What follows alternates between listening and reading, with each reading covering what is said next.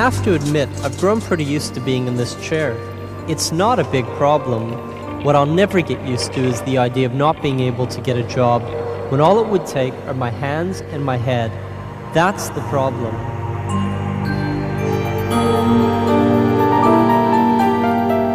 All Canadians have the same rights. It's only human.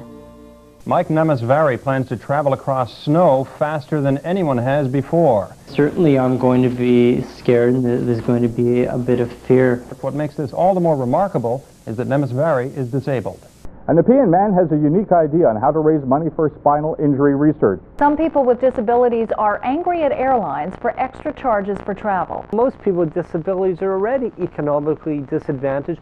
Most people don't travel as much as me, but you can imagine you've got a severe disability, you're not making a lot of money, and you travel for the first time in 5 years, you have to pay 50% more on the ticket. For many, driving may seem like just an everyday chore, but it means much more to Mike Nemesvary. My life went uphill when I started to drive again. I learned to do 3 somersaults, 2 twists in 2.5 seconds. And now I can't even move my body if my life depended on it. I'm an athlete. I was before, and I really feel that I am now, so I've still got that dedication, that drive, determination, and I need an outlet for it. Flying's not getting any easier for people who are able-bodied, but it's almost, I always say we're not second-class citizens, you're a third-class citizen when you have a disability. Mike Nemesvary is a frequent visitor. A former freestyle skier, he suffered a similar injury while trampolining 14 years ago. To have lost so much is just so profound.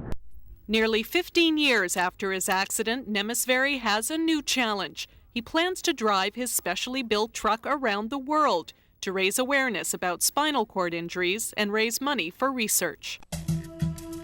Well, it started off as a crazy idea, but I'm going to do it. I'm going to drive around the world. People ask why. Well, once somebody told me I could do anything if I really wanted to. And you know what? I believed him. My body may be paralyzed. My life doesn't have to be. The Canadian Paraplegic Association helps thousands of Canadians with spinal cord injuries rebuild their lives. If you need help or want to help, call the CPA. When you heard about Christopher Reeve's death, what did it mean to you? What went through your mind? You know, great loss to me personally, as I counted him as a friend, a tremendous loss to society, but an incredible loss because Christopher really was an ambassador pushing the boundaries to the whole disabled community. Fall from a horse helped the Prime Minister inaugurate an expanded rehabilitation center. Yet he also came north to help this Canadian quadriplegic who took a back seat this day but will soon be in the driver's seat. If I push back on the other side, that's the horn. Mike Nemesvary has a specially fitted truck. So basically, Tom, I pull back on my left wrist for acceleration and I push forward for brake. And he's getting ready to drive it around the world, a first for a quadriplegic. Next April, he plans to raise $500,000 for spinal cord research by setting the speed record in the French Alps. It's a technical challenge, it's a physical challenge. It's not just a simple fact of bombing down a mountain, but it's taken a lot of people to get it to that stage. It may have started out as an outrageous, crazy idea, but we've slowly, hopefully methodically, brought it in.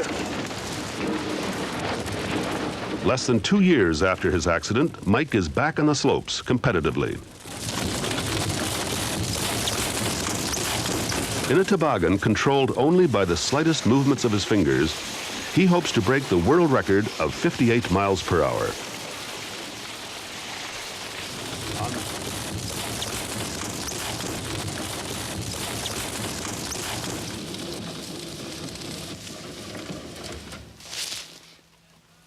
Yeah. He'll leave Ottawa next May 18th, 15 years to the day of his accident, and hopes his journey may one day mean a smoother road for others living with disabilities. Robin Percival, Global News, Manotick. Mike Nemesvary.